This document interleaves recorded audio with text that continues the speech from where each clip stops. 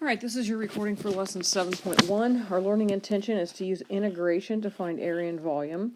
And our success criteria specifically to this lesson is to use integration to find area of curved shapes. So we're not talking about triangles and rectangles and circles and all the things you already know how to find the area of. We're talking about irregular shapes that maybe you could set to a curve but that we don't have a formula for. And so here's some shapes that we might be trying to find. And so, like, this shaded region represents the area that I'm trying to find. Same thing here and here, and also here.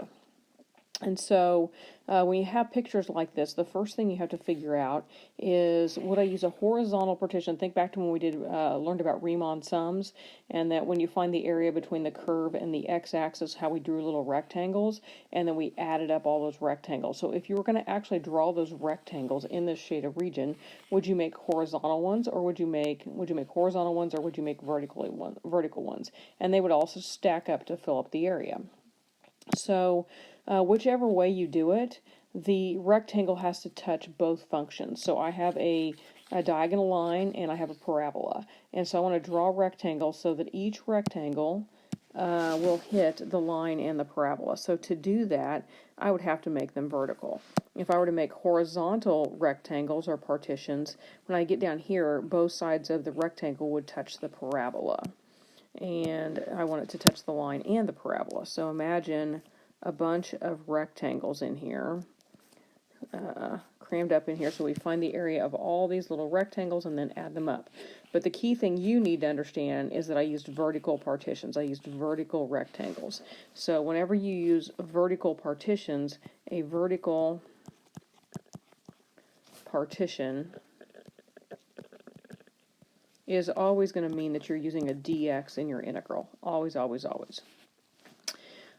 So this picture down here is a good example of where you would use a horizontal, because if you were going to stack rectangles in this picture, if you were to do them vertically, you would be pretty good until you got over here. When you're over in here, your little rectangles would touch the parabola at the top and the bottom. So, but notice if you put them horizontally, everywhere along the shaded region, you would hit both this curve and this line. So in one like this, I would make little horizontal rectangles. And so that means my partitions are horizontal, and anytime my partitions are horizontal, that means I'm going to use a dy in the problem. And that's an important concept throughout this entire chapter. Everything we do, I spelled partition wrong up here.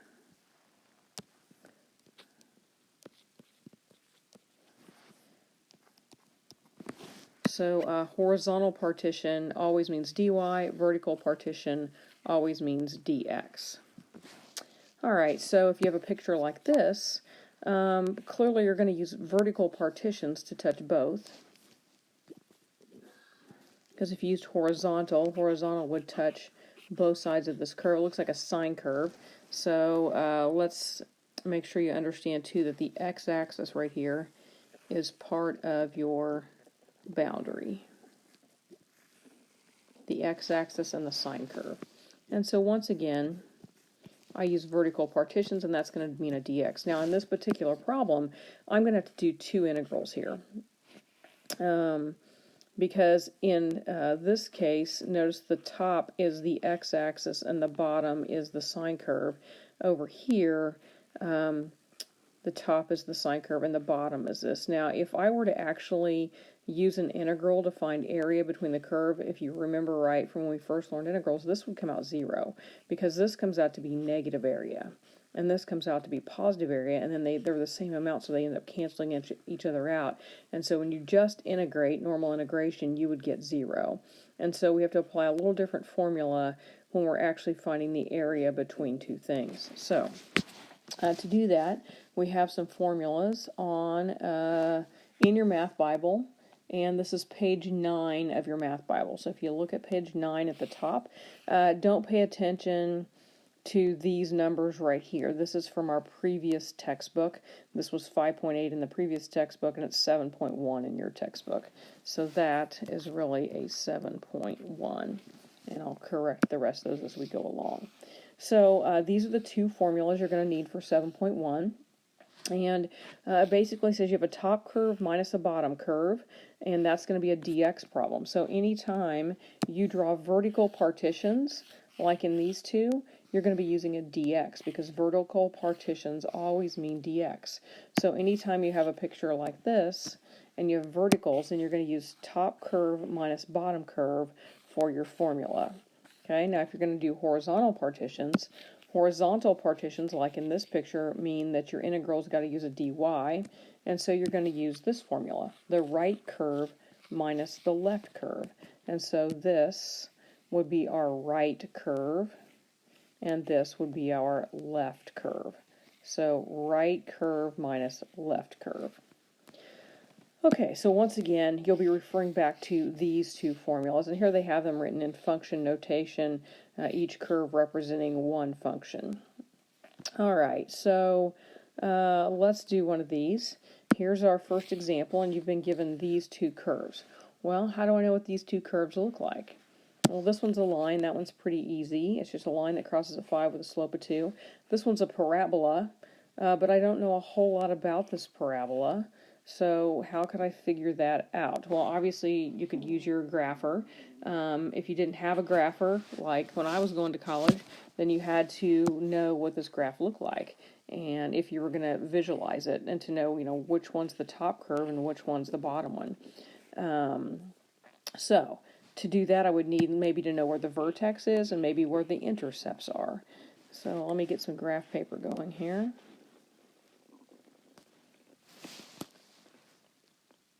And let's think of this parabola right here. How do you find intercepts? Well, anytime you want to find an x-intercept, you simply let y be 0. So the x-intercepts, I let y be 0, and then I solve that quadratic. Well, how do I do that? Well, you have to use factoring or quadratic formula or something like that. Is there anything that will multiply to give you 1 but add to give you 2? Sure. That would be x plus 1 times x plus 1. So that means my vertex, my intercept is at x equals -1, and I only have one of them. So essentially this is equal to this. All right, take this, factor it, and you get this. I could put a plus 0 in there, so now I'm in vertex form. That's probably my vertex happens to equal my x-intercept. So my vertex is at -1, 0. That is also where my x-intercept is. So this is a parabola that touches the x-axis, and it's a happy face one because it's a positive out here. So just a little bit of a review of your Algebra 2 skills in finding parabola. So let's make a graph here.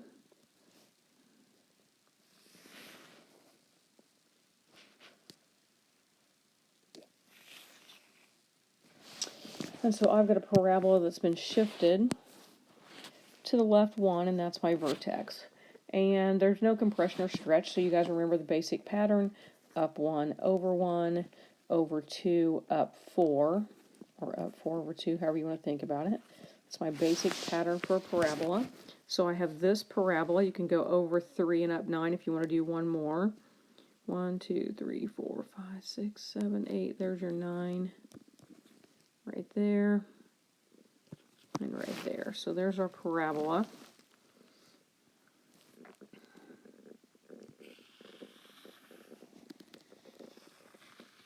And my line crosses the y-axis at 5. I'll do it in a different color. Crosses at 5, has a slope of 2.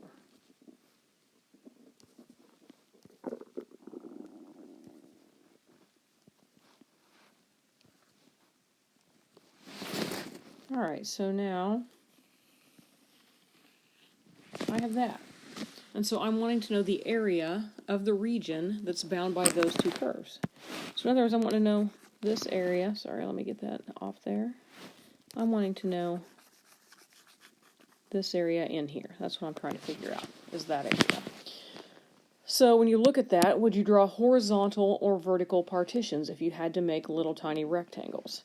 Well, you would probably draw vertical ones, right? Because if you were to draw horizontal ones, you'd run into problems right down here. Both sides of the rectangle would hit the same parabola. You want every rectangle you draw to hit both functions. So that's going to mean vertical partitions. So I've got these vertical partitions or rectangles I'm drawing all the way through here, and they all stack up to give me the area. So remember, anytime you have vertical partitions, that means I'm going to use a dx, which means I'm using top minus bottom. And pretty much anytime you have a function written in terms of x's, then it's going to be top minus bottom. If your function is written in terms of y's, like we'll do one here in a minute, then you're going to use left minus right, or I'm sorry, right minus left, the second formula, this one right here. But for right now, we're going to do top minus bottom, which is f of x minus g of x, and knowing where the a and the b are. So the a and the b, think of your, if you have all these vertical rectangles stacked in here, they go from here to here on the x-axis. Remember, you're doing this with respect to x, so these are going to be x-axis numbers. So all of these rectangles right here stack up from -2 to +2 on the x-axis. And, you know, if you didn't have a graph of this thing, or maybe the function was too difficult to graph, how would you figure out these numbers? Well, if you wanted to figure out those numbers, you would need to know where these two functions intersected at. So how would I figure out those points of intersection? Well, I would simply set these two functions equal to each other. Say, okay, where does this equal this? And so to do that, we already know them, obviously, but just to be super thorough here, in case you run across one that you can't see graphically, and you need to know where your partitions start and end, you would simply set the two functions equal to each other. See where this function equals this function. They're equal right here and right here. So algebraically, that would be, let's see, my two x's would cancel, and I would end up with x squared, bring the 5 over, and I would have x squared minus 4 equals 0. So you can move the 4 over, square root both sides, and you get x equals plus or minus 2, or you could have done difference of squares here as well. So sure enough, that agrees with what we got. These rectangles will stack from -2 to +2 along the x-axis as you move them across here. And the nice thing about that, that is going to be your a and your b on your integral. Okay, so on this formula right here, the a and the b are going to be -2 to +2. We're going to find the area of the top from here to here of this top curve minus this bottom curve. So that being said, let's see if I can shrink this up a little bit.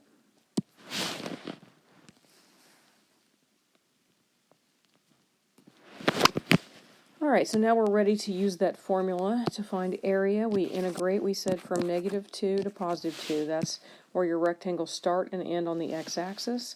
And I'm supposed to take the top function minus the bottom function. So the top function, what's touching the top of the rectangles.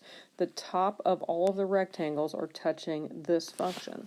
So that is my top function. So top minus bottom. The bottom function is the parabola because every rectangle, the bottom of the rectangle touches the parabola. So top function minus bottom function.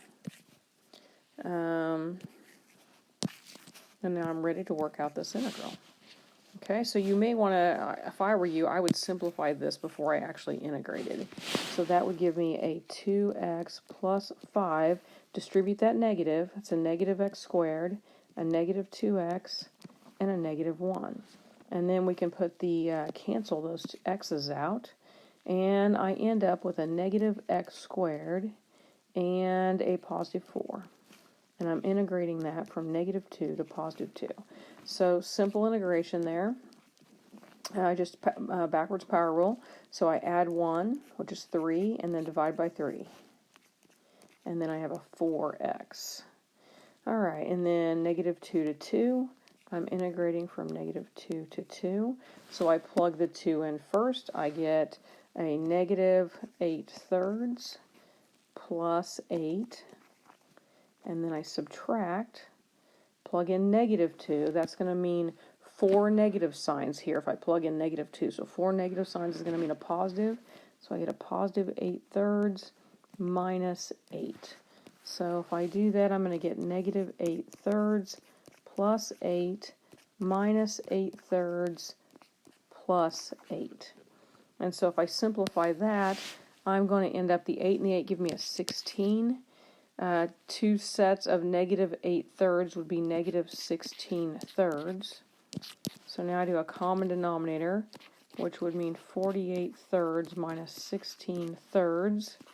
And 48 would be what, 32? So 32/3 is my answer, which is about what, 10 2/3? So whatever my units are, if I'm in inches, then this is 10 2/3 square inches is the area of this thing. Or if I'm in centimeters, 10 2/3 of a square centimeter. So I've just calculated the area of this shaded region by taking top minus bottom from -2 to 2. All right, next example. Okay, this time we have a cubic function that's been shifted 3 places to the right, and then we also have a line. And so we want to find the area of the shaded region there that's bound by those two. So let's see, let's make a graph here.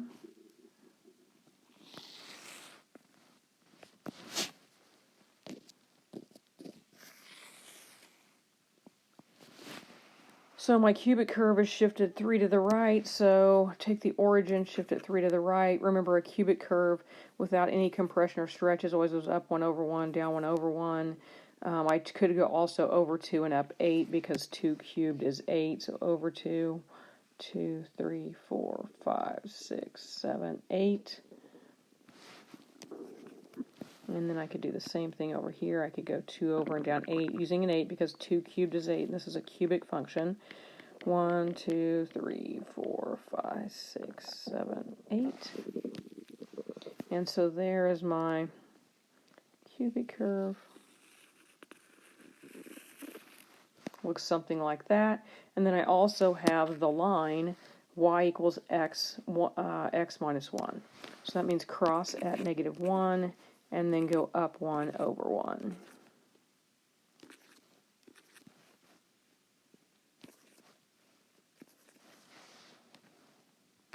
Alright guys, I just realized I put the wrong number in here. This should be a 1. Sorry about that. So that's just shifting. That curve is supposed to shift 1 to the right, not 3 to the right.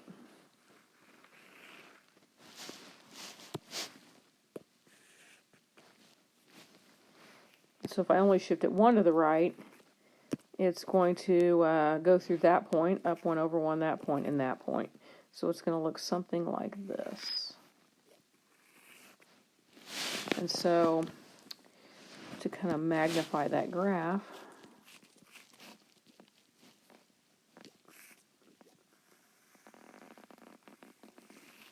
it's hard to see where the point of intersection is without having a, here, let's magnify this a little bit. Let's use a bigger graph point. Use large squares, that's better.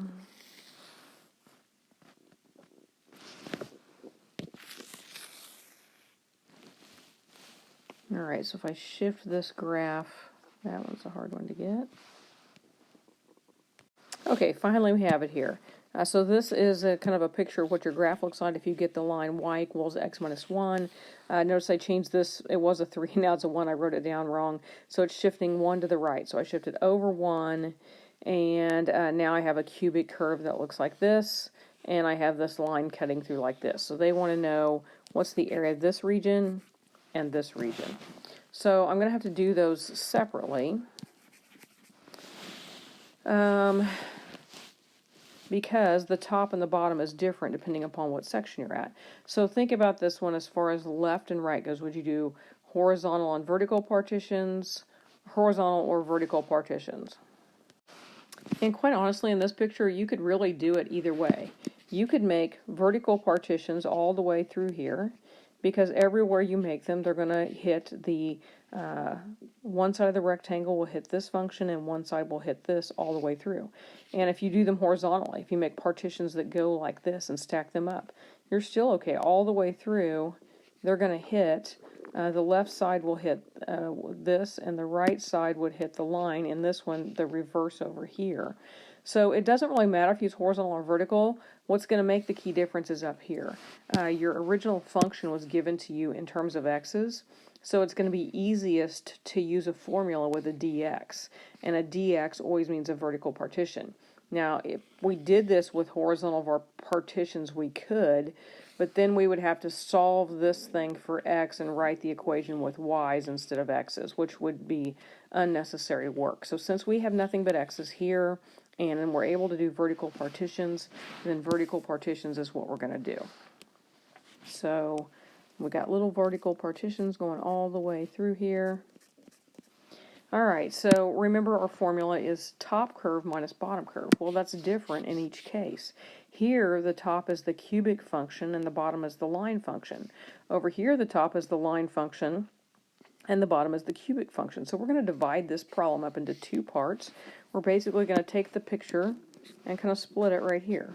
We'll do one integration for this and one integration for this. So I will shrink that up so we have room to work. Alright, so our area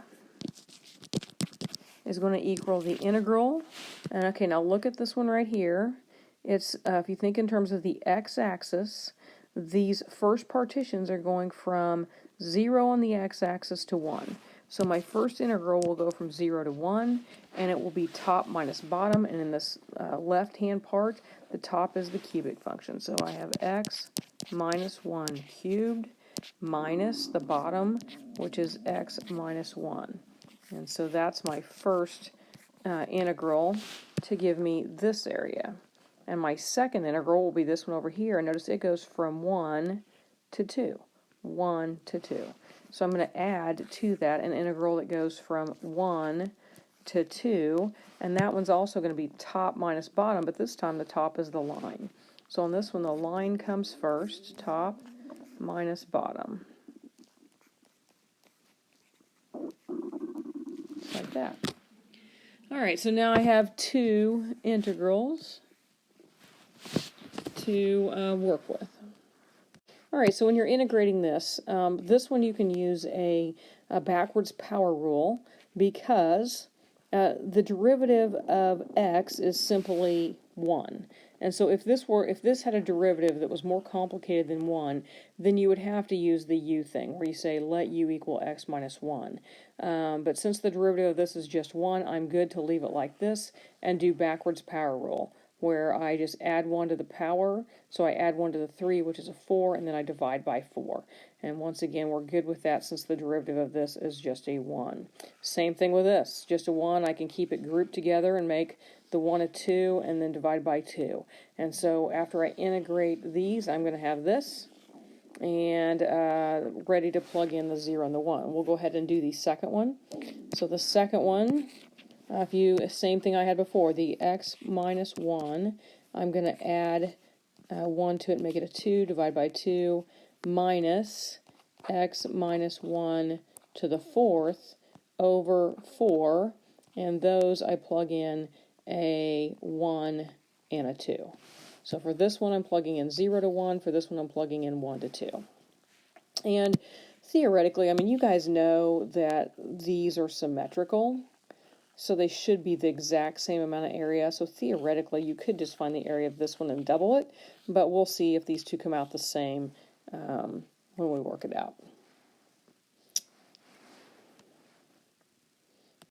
Alright, so if we were to plug in 0, or plug in a 1 right here and right here, either way I get a 0. So I'm going to have 0 minus 0 from plugging 1 into both of these. Now I need to subtract. So I have 0 minus 0 minus. Now I plug in the 0. If you plug in 0, I get negative 1 to the 4th, which is a 1. So I end up with a 1/4. And then when I plug 0 in this one, I get a negative 1 squared, which is 1, and so I get a 1/2. So a quarter minus a half. And then same thing over here, only now I have better numbers to plug in. I have a 2 I can plug in over here. So 2 minus 1 is 1, so that one gives me a half. And 2 minus 1 is still 1. To the 4th power is a 4th. So I end up with minus a 4th. When I plug in the 2, now I got to plug in the 1. And once again, I'm going to get zeros. And so basically, I am left with this. Okay, so if I distribute this negative, I'm going to have a negative 4th, a positive half, plus another half minus a quarter. So 2 negative quarters would equal a negative half, and a half plus a half is 1, so a half plus a half is 1, minus a half, so 1 minus a half is a half, and that gives me my area, total area, for these two regions here. So in other words, each of these were a quarter, basically, is what it came out to be, and totaled up to a half. So a half a unit, whatever that unit is, a half of a square centimeter, square inch, whatever it may be. All right, so here you have one that's got written with all y's. So anytime it's written with all y's, that's a pretty good indication you're going to use a dy. And so I could do most of this problem without even graphing it if I knew for sure which one was the top and which one was the bottom. But so I know I'm going to have an integral, and I know it's either going to be this one minus this one or the reverse. I'm just not sure which one would be on top, or in this case on the right, because anytime you use y's, you have to think about it as y right minus left. And so we need to get a little graph here to kind of figure that out. But you know, you're not used to graphing them with y's, you're used to graphing with x's, so that's fine. We can switch them to x's real quick just to get a graph.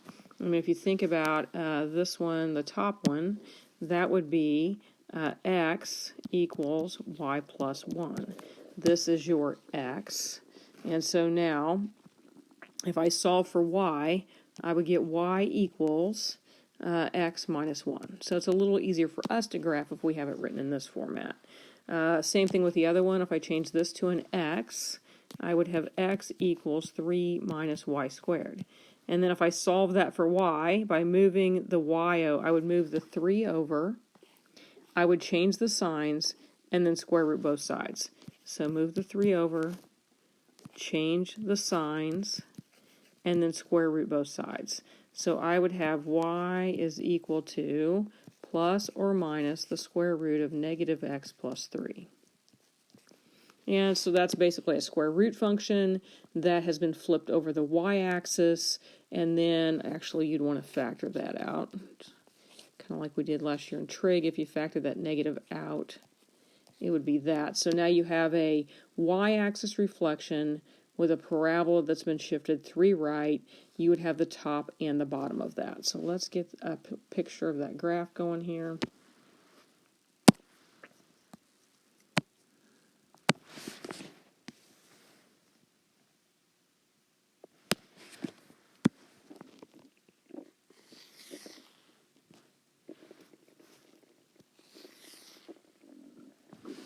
Oh, that doesn't look very good. All right, so if we graph this top one, it's just a line that crosses at -1, has a slope of 1, so cross at -1, slope of 1, and that one's going to look like that. And then your other one is the parabola, or a square root. Remember what the square root function looks like. Typically, it's a curve that looks like this, the cannonball, okay? That thing has to be flipped over the y-axis because I have a y-axis reflection. And remember that there's a top and a bottom to it because I have a plus and a minus. Okay, so I have the positive value and the negative value. So the positive is the original, the negative is flipped over the x-axis. Now take this picture and flip it over the y-axis, and then flip it over, or shift it over 3 to the right. So if I shift 3 to the right, that would end up being a parabola that looks like this.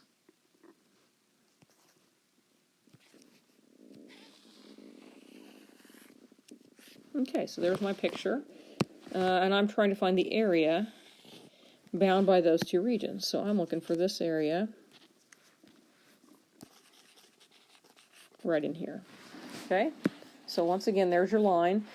The parabola was probably the hardest part to get, just a square root function again. So here's my original square root function. That's the positive value because it has a plus or minus on it. I draw the positive and the negative. I flip it over the y-axis because of this, so I'm just flipping it the other direction like this, and then I'm shifting it 3 to the right. And so that's how I get this picture right here.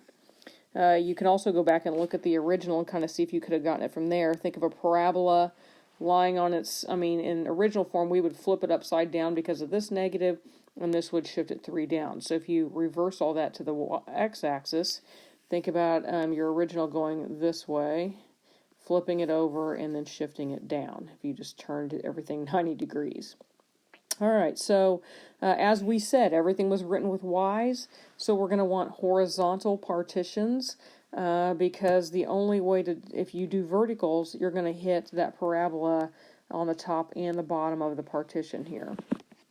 So our partitions are going to go like this. That way every rectangle, the right side touches the green parabola, and the left side touches the black line. And so our formula is right minus left. So I want to take the right function minus the left function. So the right function is the parabola, which is this one right here, and then this is the one on the left side. So I do my integral with right minus left. And this is a dy. Now, this is another reason the dy is important. Whenever you have a y here, that now means how do your horizontal, how do they stack? We don't go by the x-axis, now we go by the y-axis. Well, these are stacking up from here, this point right here, to this point right here, which looks like this is at 1. And where are they intersecting here? Most likely at this point right here, could be a fraction. So, but how do we figure that out? How do we know for sure where these points of intersections are? To find a point of intersection between two functions, you're just going to set them equal and solve. So if I set those equal and solve, where does y minus, or 3 minus y squared equal y plus 1? Where does this function equal this function? Okay, well, that's just a quadratic.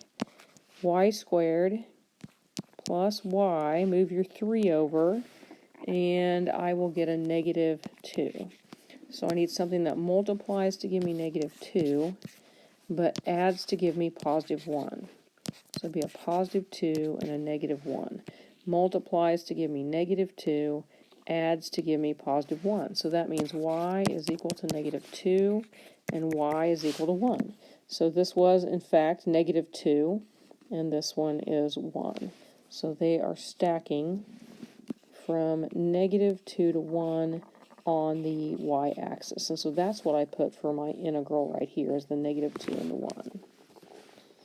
So negative 2 to 1. All right, I'll erase this so we have room to integrate. And so now if I integrate, I'm going to have 3 minus y squared minus y minus 1. Always want to simplify before you integrate, so the integration is as easy as possible, from negative 2 to 1.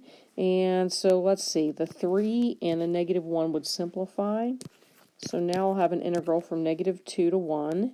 I'll write it in descending order, negative y squared, negative y, and positive 2 dy.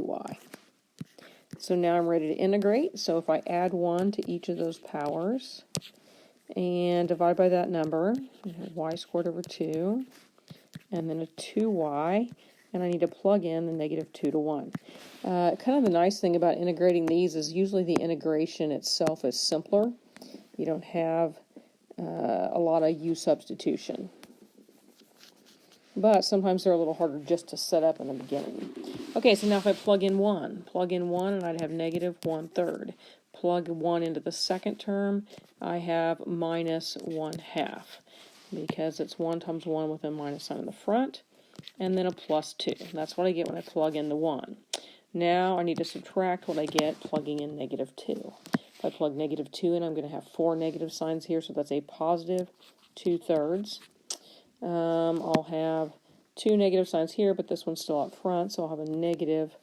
Let's see, that's going to be 2 times 2 is 4. 4 divided by 2 is 2. And then plug a 2 into the last one. With 1 negative sign, I'm going to get a minus 4. And so now I just need to simplify that. And so let's see, if we go ahead and distribute the negative, I'll get a negative 2/3. This gives me negative 6. Change the sign, I get positive 6. So the 6 and the 2 give me an 8. And the negative 1/3 and the negative 2/3 gives me a negative 3/3, which is a negative 1. And then I have that negative half there as well. So 8 minus 1 is 7. So I have 7 minus a half. So I have 6.5 square units, whatever that may be, as a fraction. Obviously 7 is the same thing as 14 halves. So 14 halves minus 1/2 would be 13 halves. So 13 halves, or 6.5 square units, would be your area for this one right here. All right, next example. This time we have one that looks like this, and we have some more constraints here, which could be helpful. So if we draw our graph. All right, so this one's going to be a cubic function shifted up 3 and flipped over and up 3. Y equals x is the diagonal line, goes to the origin, and then 2 vertical lines. So if I graph all those. All right, so if I graph all 4 of those on the same graph, the cubic curve flipped upside down and up 3 is the black. Just the cubic curve up 3 and then flipped upside down. Y equals x is the diagonal line that goes through the origin here, the green. And then x equals 1 and x equals negative 1 are vertical lines that cross the x-axis at 1 and negative 1. So these 4 things that bound my region. So I am looking to try and find the area of this region in here. This is the region I'm trying to find the area of. So if I want to do this, I can say that I'm going to draw rectangles from here to here vertically. And every rectangle, the top of it would touch the cubic curve, and the bottom of each rectangle would touch the linear function. So I'm drawing in, I'll draw in a few, just to give you an idea. Here's my little partitions. Every partition, if I were to actually make rectangles out of them, little tiny rectangles, the top would touch the cubic, and the bottom would each touch this, and my rectangles are stacked from negative 1 to positive 1.